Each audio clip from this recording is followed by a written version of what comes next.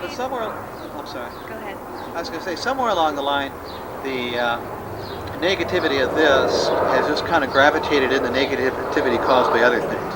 Along with this youth culture, it's just sort of like what was the big Stones concert up north back in the late 60s? Can't remember the name of it. I can't remember. Where the Hells Angels were doing security. And people got smushed. But, you hold on just 1 second. I think you're going to be picking up the noise here. Okay. That banging. Oh yeah, well, okay. So basically, I think with this youth culture here, sort of like the unfortunate Stones concert up in Northern California that one year, where the Hells Angels were doing security, and of course came unglued and I think stabbed somebody to death, maybe more than one. We had our problems here too, and one of the big sources of negativity here, as far as our image, and in reality, has been the bikers. Hells Angels have basically, they feel this is their place. You know, you go down southeast San Diego and the various Pachucos and black gangs and all that all have their own slogans everywhere. Well, the Hells Angels are still around here. You see these little, most people don't know what they are, look like lightning bolts. That's the old Nazi SS insignias for the SS troops. I don't know what it means. People call it runes. One person that claimed to know what the name of it was called it that. But you see the old Death Squad people in the old World War II films, and that's what they have on their lapels. It's pretty disgusting when you think about the ramifications.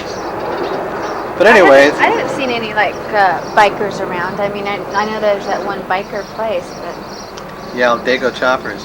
yeah. In fact, the local Hells Angels chapter is the Dago chapter. And Dago is supposedly a derogatory name about Italians, but I believe the president of the chapter is Italian, whatever that's worth. Besides, the Italians were part of the Axis alliance anyway. And I'm sure that has some significance to those weirdos. But the Hells Angels had lots of problems. I remember in particular there was one of the OB artists in 1978 named Antigone, who was also part of that Save Black Speech effort, or Restore Black Speech effort, whatever it was. And one of her girlfriends had been raped, beaten with a chain and everything else down at a parking lot at some place called Lalani's, which is now, I think, a contractor's office, a low-key contractor's office, somewhere between Euro Avenue and Voltaire Street on Abbott Street. It was a biker owned and run by it was a bar owned and run by the bikers, I assume, HAs, Hells Angels, but I don't know that as a fact. And they were going to firebomb it. I don't know exactly what happened after that. It didn't get firebombed, and I guess they lost interest, and finally the biker bar got shut down. And about that period of time, I think there was a shootout amongst the bikers. And then they had a war going on between the Hells Angels and the Moguls, and that was getting a lot of news coverage everywhere. I don't know how much, if any, activity occurred in Ocean Beach, but there were lots of bikers here, and you're constantly hearing about them. And that didn't do anything for anything except knock the heck out of property prices, which didn't bother us as renters. It still doesn't. In fact, as far as we're concerned, we can get a few people who come in here portray bikers. That probably do us some good. But that was one of our sources of negativity. And of course, there were drug busts from time to time. And some of them big. I think most of them just more or less highly publicized. Because the word was always, when I was here living in Ocean Beach, is that the big operators weren't in Ocean Beach, they were elsewhere. And yeah, do you think, why would you think the media would make more of a big deal about drug busts here in Ocean Beach than they would in Mission Beach or El Cajon or Claremont? Because I'm sure that they have just the same type of thing going on there. It seems like there's always just been this, it's got to be something that predated me moving to Ocean Beach in '76. And I guess there's just been this number of years of, that's right, there's one element I didn't throw in here that also adds to all this. And that is the land use battles. And that could very well be the key to it all. San Diego is a wonderful place economically for the landed gentry and nobody else, really. And I mean, even all the professions generally pay a lot less here than they do anywhere else in the state. But you had constant hassles over, there's some sort of like a political earthquake going on in the early 70s.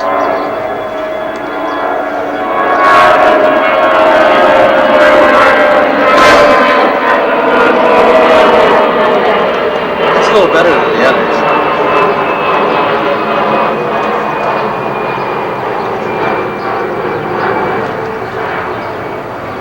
Sounds a little like frequency modulation on a synthesizer. Okay. Okay. What was I thinking about? Political earthquake.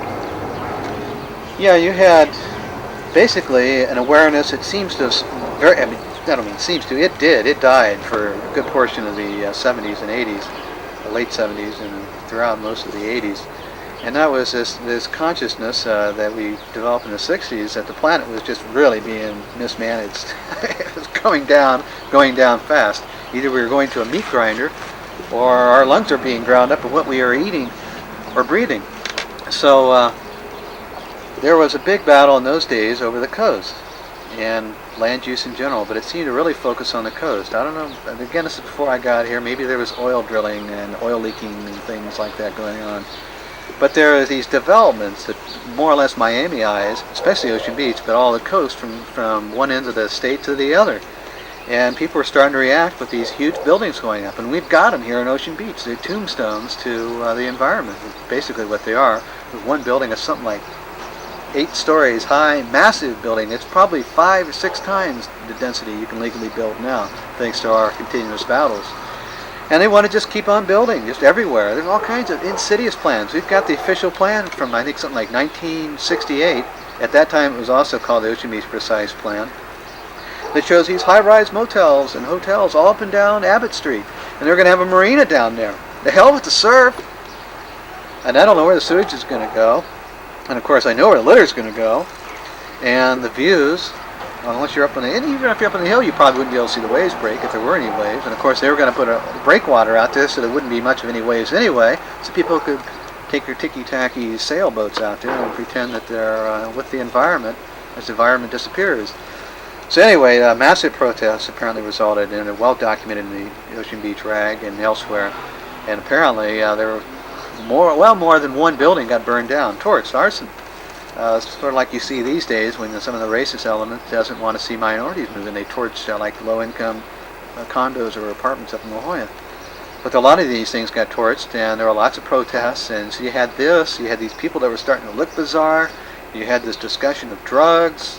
Never mind the drugs the older generation took, or alcohol or anything else, but these things that they weren't accustomed to, that to them all smacked of heroin. I mean, if you smoke marijuana, you were definitely going to take heroin. And I'm proof that's not true. But I don't even like marijuana anymore. But that's what they were saying.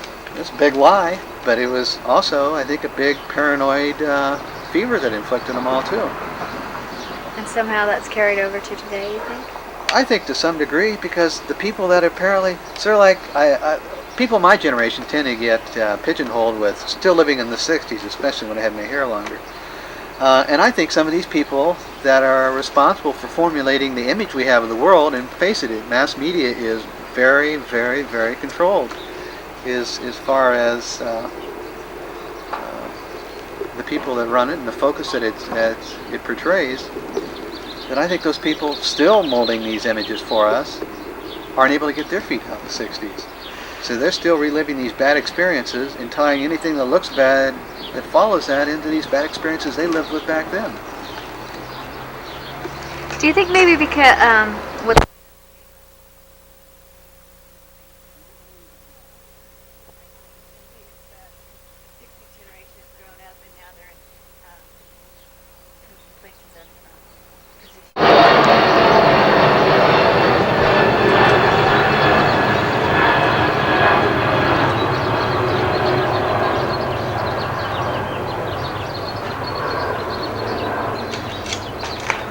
Can I continue? Just wait, just one second. Okay. I don't mean to downgrade the efforts of the 60s, but I also remember when I was a kid there was a big push for conservation. I remember specifically going to the Center of Science and Industry in Columbus, Ohio. I understand there's 1 or 2 more of them throughout the country.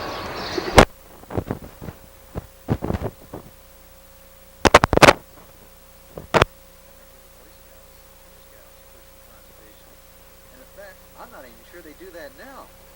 I'm not sure they've done that since. So in effect, that's really where my conservation came from, was from that. Nothing else. Nothing really from the 60s beyond that. Frankly, I think Woodstock made a mockery of that ethic anyway, as compared to the latter-day rainbow gatherings, for example, where I think they make a splendid example of conservation and recycling, where they'll go into for a few days around the 1st of June through the 1st of July and the 4th of July, go through a mass gathering of people, more or less a non-electric, unamplified Woodstock. They'll converge upon a pre-designated place somewhere within one of the national forests throughout the country. One up here in California, the Modoc National Forest, I think a few years ago, about '84. And just be a wonderful, splendid time for about 4 or 5, 6 days. Workshops, basically kind of a love-in and party-in and cultural be-in of a sort. And where everything is recycled, segregated, and hauled out, and the place replanted when they leave. Of course, there's limits to how little you can preserve the environment when you come to that number of people. But I don't see it anywhere else in society. How do you think? But I would like to believe that, given the the authoritative structure in society, in every society, that with the growth of the flowering of new fogies such as myself from a different generation, where theoretically or hopefully this was stressed a little bit more, at least it was certainly talked about a lot more, then maybe that now we're seeing the fruits of that. It's finally now being put into action. But it seems to me like nothing really even happened until the last couple of years. Yeah. Maybe the last presidential campaign, in fact, when all of a sudden the Republican establishment, or the part that prevailed, said, yeah, it's all right to think about the environment. You don't necessarily have to do anything for it, but it's okay to talk good about it. And talking is a lot more important than actions in many respects, even if they don't do anything. What do you think makes OB different from other San Diego communities and other beaches? Well, it's been talked about for years by many, many types of people and institutions, so I think there's a real feel for it. I mean, there's an objective basis for saying this. And I think there really is a true sense of community here. What they call it the sociological, sociogeographic fabric, and all these other terms they throw out. But part of it is you have, a lot of people don't understand, but there's a real mix of people here. I know it from going on campaigns and going door to door over the years. You have a lot of old people here. I mean, I tried to get my grandfather to move here, but it's just too cold for him now. So he says, but there are a lot of, grandparent type people and great-grandparent age people here. A lot of people with families. I even have a family myself now. And of course you have, you have lots of single people, students. Of course, it's kind of a pain to come to any great distance from a school or a college to come here to live. But if you're forced out of, by a wall of high-priced housing everywhere else, you really don't have much choice. And then if in fact there are enough younger people here, which I think there actually are less now proportionally than they were when I moved here, and in the late 60s and early 70s, then you feel at home. Then you have that youth culture that kind of buffer you against all the old farts out there that are running things, that are running around with whips and belts and sorry. What are you talking? What rabbit? Because there are a lot of people that can attest to this. Because there's been I'd say actually in the last number of years that I've lived here, there's probably been just about as much, if not more, quantitatively and qualitatively in the context of community activities than there were before.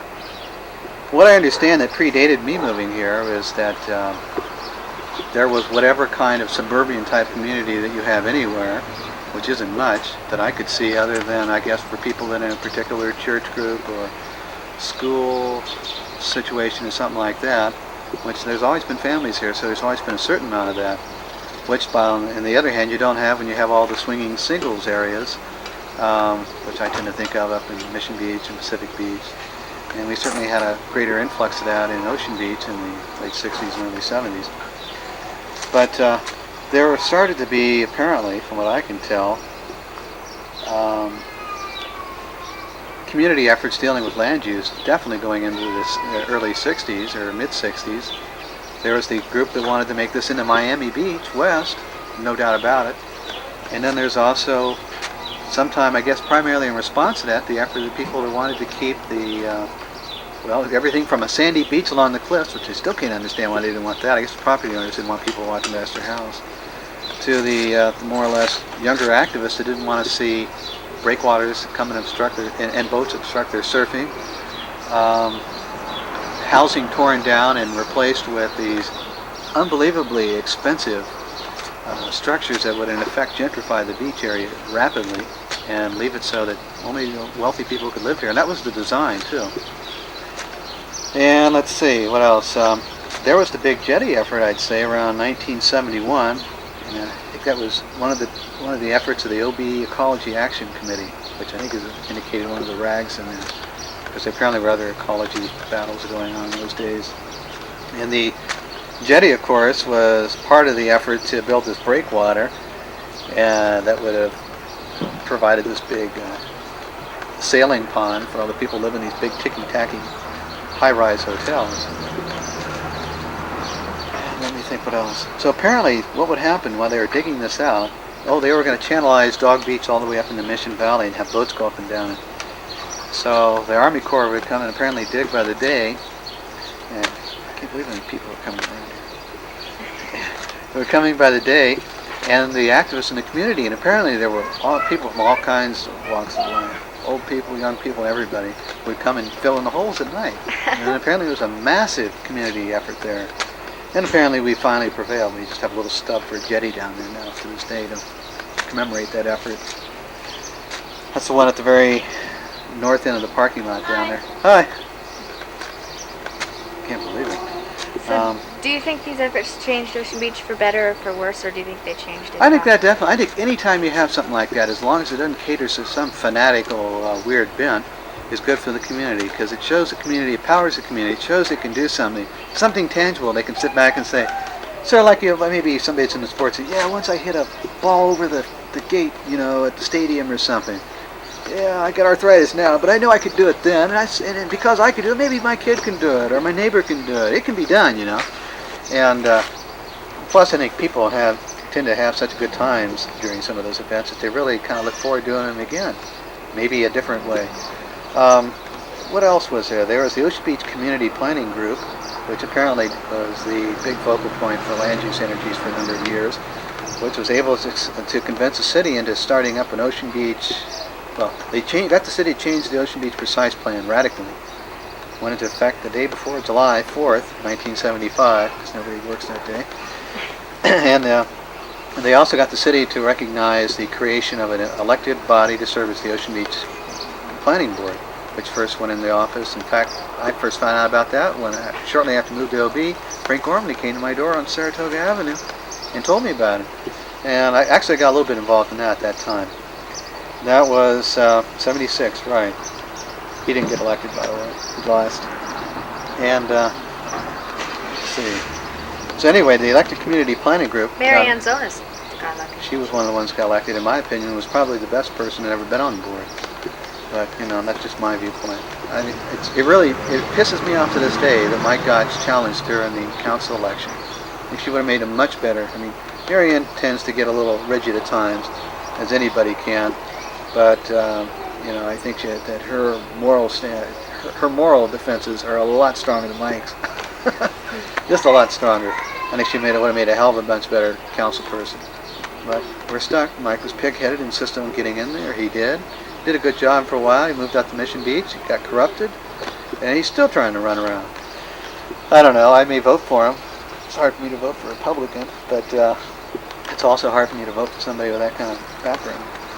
So do you think Ocean Beach lives up to the reputation that other people think about it? Or that non-OB-ians think about it? No, I don't think so. I think it's largely a facade. I mean, I'm convinced it's a facade. I've never seen much evidence of being anything else. It's my understanding the crime rate here is on par or less than most other places in San Diego. And you think about the number of people like Cyrano Smith that live up in La Jolla, the crime's up there. That's far more devastating than a few people smoking some marijuana down here or something else. But there's enough violence that goes on down here that you hear about, like especially these drug busts go bad. Or, as it happens anywhere, domestic squabbles. There is at least a couple of these domestic things that happen here in Ocean Beach. You get the head hammered in, or wife is stabbed a couple times in the chest. One thing I think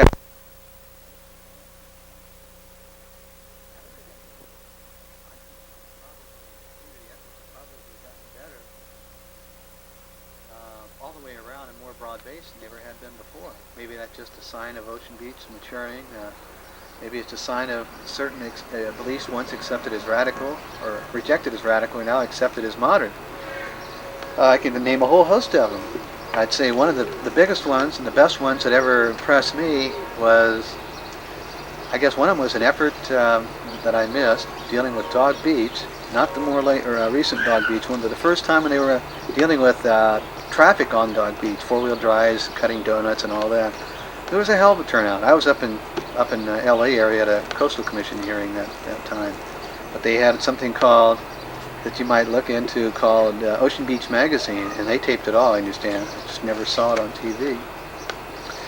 And as my understanding, they filled the gymnasium over there at the Ocean Beach Rec Center easily. And there was one or two other, I may be wrong about that. No, that was at a small room there. The big meeting wasn't that, it was the density battle in '83. That was a broad-based community. We had so many senior citizens working with us, fighting grandmothers, and they're old OB activists now, one of them who is the principal of a high school, or, excuse me. Is this going to cause too much of an interference? No. Okay, rolling. So back in '83, there were these battles dealing with the density of Ocean Beach. Why?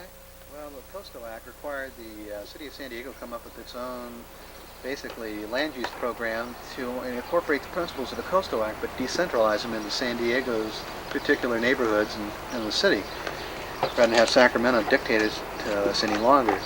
And this was being done, and in the process, we've been living under the guidelines set forth in our plan that was adopted in '75 that required a level of zoning far less, or density far less than what the developers had wanted and dreamed for and scammed for a decade or so.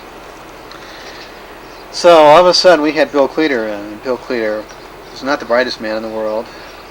And I've got to praise the guy for finally recapitulating and coming over to our side. But it took these massive outpourings of people at meetings like the one at the rec center where we filled it a couple times over. I mean, a couple times we did it. And, protests, calls, and packed city council hearings and everything else. Because what they wanted to do is revert to some kind of more maximal type of zoning density. And finally, they realized, their own staff people were telling us, we don't even have the infrastructure, which we now know what that word means. Back then it was kind of nouveau. There's no way we could accommodate that. And one thing that struck a chord everywhere in Ocean Beach was the traffic and parking situation. That's something everybody could relate to, and that pissed everybody off. I mean, most people could care less if you couldn't breathe. I mean, relatively speaking, if it meant doubling the smog, if it meant doubling the sewage, I don't go out in the ocean anyway. Or I'd surf out it no matter how many signs are up saying stay out. But on the other hand, nobody wanted to come home at night and not be able to find a parking place, or to be able to take a half an hour to get out of Ocean Beach when they're on a rush to go to work. That just infuriated people. So we had no problem winning on that one, finally. But that was a massive effort and very broad-based. No radicalism. There was some radical talk with some people, especially our opponents. What else was another one? Not too terribly long after that, there was the Ocean Beach Strand incident. The Strand was bought out by, I assume, some type of mafia-related interest, the Pussycat Theater people, Walnut Industries, whatever they're called. And they wanted to have porno 24 hours a day. Well, a lot of us that grew up in the 60s don't see anything wrong with watching movies like that at an appropriate time and place. But it's their only movie theater. That's, in effect, monopolizing this for one particular audience. I don't think Monopoly has any more place of porno than it does anywhere else, whether it's selling cars or SDG&E's monopoly on our electrical lines. But to make an insult to injury, they had to have their marquees out there with all these explicit, I assume, well, at least they said, explicit, depictions, whatever they were showing down there. So you had these kids going home and, walking past it, going home from school or whatever, going to school and saying, oh, wow, look at that. I didn't know people looked like that when they had their clothes off or whatever else. I mean, it just wasn't necessary. The kind of people that are going to go watch these things don't need to see them all day long like that either. There's got to be some way. You could come inside and see them on the wall. You could read something about it. You could have other movies being displayed at the time and come after dark and see these things. Well, the kids don't have any business down there anyway.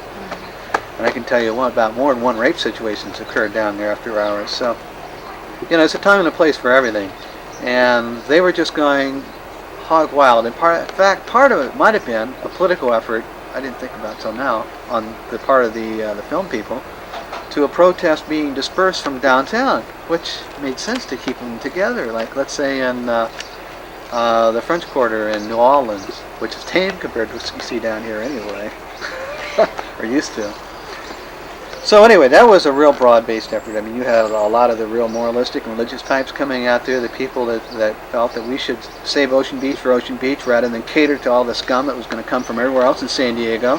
They had no connection to Ocean Beach, other than the fact that they needed a place where they could be so far from a movie, another porno shop or from a school or whatever else, and this was a place they could fit in, or from a residence. Another couple of them were the beer and wine license deals. There was 7-Eleven that tried to go in with a beer and wine license in Voltaire and Bacon. We succeeded in knocking that one out. Another one right down here at the what was it called? Sunshine Liquor, I think they were going to call themselves, at the Arco station on Sunset Cliffs Boulevard, across from the school. And you had the school people coming down, telling the ABC hearing officer about how these drunkards were defecating in the bushes and staying there. And in this day and age where people are now starting to realize that kids actually do get molested and abused by old people, as every kid's known for centuries, but old people are finally starting to realize this and keep it in mind. Here you are, you're inviting more of this element up there. I mean, God, what's a kid going to think when they see some guy that looks like he's got scabs from head to toe falling out of a bush, skin looks like it's composted a week ago, along with his breath, and a wine bottle popping out of his pocket and his eyes rolling in his head. Well, what does that tell kids? That was disgusting. I couldn't believe they were doing it. And these bums were going and washing their clothes in the restroom at the OB library. It was phenomenal. And these shyster lawyers are coming in. The hearing talked about how this was going to be good for the community. Well, when have you heard that before? Let me try to think of a couple other really noteworthy efforts. Unless you want to cut me off. I think we'll try to get going. Okay, that's fine. Do you think that Ocean Beach citizens are more socially and community conscious than other communities? I think to a certain degree, yes. I'm not exactly sure exactly why. Maybe we just started off with people a little, that just are a little more aware or a little more conscious. Maybe they aren't so stuck into their yuppie jobs and lifestyles like they have up in LA. We spend a couple hours on the freeway every day, each direction, and or like in Paper Chase, where you're constantly trying to make partner and you're working phenomenal amounts of hours to make up for the excessive pay they're giving you. That's an effective advance on what you'll be worth someday that you aren't yet nearly worth. It's hard to say. I mean, because people in that lifestyle just don't have time to get involved. People that have a chance to relax either because they're unemployed, as many people in Ocean Beach historically have been, or because they're in school, or because they haven't yet gotten to the rat race, which I assure you, it eats you up. It's like a piranha. There's only so much escaping from it. Probably part of it is.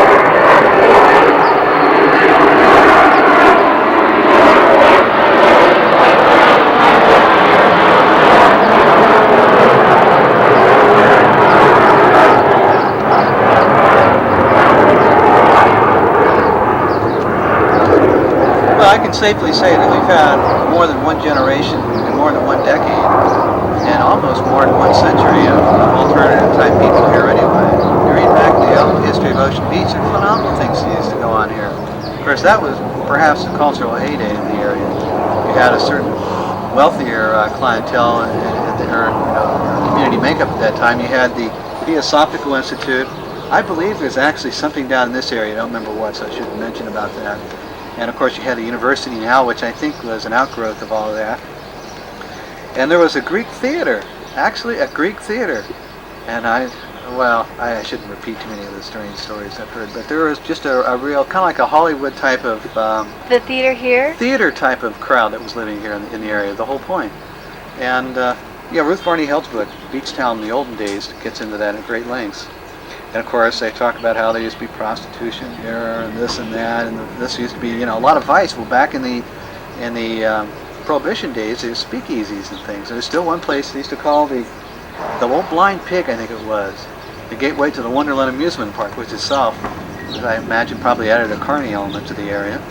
And Old Blind Pig is at the southeast corner of the intersection of West Point Boulevard and Abbott Street. It's a T intersection. It's still there. Part of the old Wonderland amusement deal. I guess there's a speakeasy store. They used to drink liquor in there behind curtains. And there's still people around that know about it, that know about it firsthand. But I'd say into the 50s and 60s, in 60s definitely there seemed to be more of an artistic element, as there were various places throughout California. I think artists tend to gravitate to a place that'll help to help with their creativity, something to invigorate them to. That's the word I'm trying to think of. I must be losing my own artistic touch. Invigorate their creativity. Yeah. Well, I'll do it later. Okay, well, what do you see in the future of Ocean Beach? I don't have anything great to say. I see the way the property values are going here. I mean, ticky-tacky house like the place next door, I think is going for 100. I think recently sold for 180,000. So I see the price of real estate here getting so high that either we're going to have to adjust to a radically different kind of architecture that somehow may still be affordable, or we're going to have more of the conventional type unaffordable architecture that you see going up anywhere from Marin County to Del Mar, Malibu, La Jolla, Pacific Beach and Mission Beach, which just means a different type of people will be moving in here. People that don't have time for anything other than basically making money for the most part. Inspiration is what I was thinking of. Inspiration. I don't see much of that happening. I don't see how much of that can happen when you're constantly draining your brain, squeezing your brain for the uncreative pursuits of some other, some employer that generally isn't too interested in creativity, often enough associates it with subversion, rebellion, which it generally is. Okay, is there anything else you wanted to elaborate on? No, I don't know. I think we covered a lot of things. It's up to you if there's anything you want to go down in history for saying about Ocean Beach. Yeah, I don't know. I guess the only thing that I feel guilty about is not saying much more about the future, but I don't know that I can say much about the future. To me, it's just basically a slow process of gentrification. It only takes so long before it's complete unless something changes. Unless we radically decrease the population explosion, which is, at least in San Diego County, way out of control. I don't know. San Diego's like 2 million and Los Angeles is 3 million. I mean, we're almost as big as Los Angeles as it is right now. I think probably the worst thing about LA, though, is that it's surrounded by this huge megatropolis that gets added into that. And I don't know what happens if you consider this huge greater San Diego landmass. How many people live there? Up in LA, I assume there's probably still quite a few more. What do you think about the revitalization program that's going on? I think it's a pretty neat project. On the one hand, I feel it's kind of unfortunate people have to be bribed to do something decent in the buildings. And I think there are a lot of short-sightedness there. I mean, that yucky sidewalk's still there. Vomit stain, trash stain, oil stain, greasy, asphalt patched, buckled sidewalk that in some places probably still a liability hazard. I went around and sprinkled business cards one time when they had all the holes dug out and they were all open pits. I figured somebody would get the hint. But I think it's real neat that they have this concerted effort. There have been some really good ideas, especially from the students at Cal Poly. I think fantastic ideas. I don't think enough of them will be incorporated.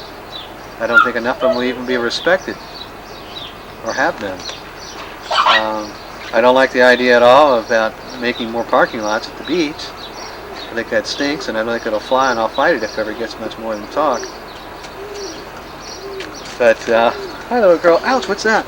I like a lot of the improvements they're putting in. It's kind of neat what they're putting in, the little tiles. And I like the old signposts. I think more needs to be done. There needs to be a greater concerted effort. There's obviously a failing when you can have stuff like trash like Turkey go in. I mean, that's just nothing other than pure trash. I'd tell Thrifty that too if I only knew how, without a great amount of investigation. But I think Ocean Beach has got the potential. This is something may have got some interest in. I think Ocean Beach has got the potential, even if it is going to be gentrified and yumpified, of becoming a more or less Del Mar type of community, which is good for it compared to becoming something like Mission Beach or Pacific Beach, which I feel has just gone, I don't know, it reminds me of fast food chains or something. Yeah. It's just lost it. In other words, or perhaps even, a little like Berkeley or something, where somehow you have these communities where there's, at least on the homeowner type of a segment, you have a certain amount of culture that still is able to 7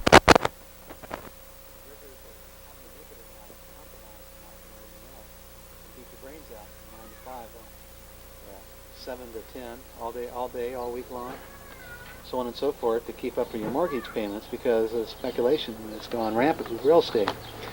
But there may be a way that we can keep enough of the artistic elements that are almost always driven out of situations like this, like in Venice, and the youth, and who generally 1 out of a million can afford to buy a place when they're 18 or whatever, nor want to. And the students and so on and so forth that add diversity to the community here. I don't know. And the seniors. And there's just going to have to be a way. Hopefully we'll find a way. It's just, there doesn't seem to be any wide-scale approach anywhere in the country dealing with affordable housing that has any amount of creativity, any chance of succeeding that I have seen yet. And HUD didn't work. Well, HUD was a scam. Yeah. And the Reagan administration didn't believe in it. It was like the program I used to work in, Vista. They wrote us a letter, quite frankly, and said, I could have upped up for another year. I didn't want to. Not with that attitude coming in. I couldn't see working for them. I mean, they'd have to raise my pay 100 times before I'd work for that kind of element. And they told us, well, you've had limited successes, but for the most part, the cost of the program isn't worth what you people have been able to give us out of it. And that was an absolute, thorough, fraudulent insult. Despicable. I mean, we're the best bargain around. The military-industrial complex. Not only would we not have $1,000 toilet seats and everything else and ashtrays, we only worked for something like $3 or $4 an hour subsistence pay, plus whatever benefits they had on tap in case we ran the legal problems or medical problems, whatever else. But you don't have that kind of economy in the military. Nowhere. Except when it comes to on the battle lines. In my opinion, you can't pay people enough to have to go through that. But it's unbelievable. We even had to deal with the mafia. But I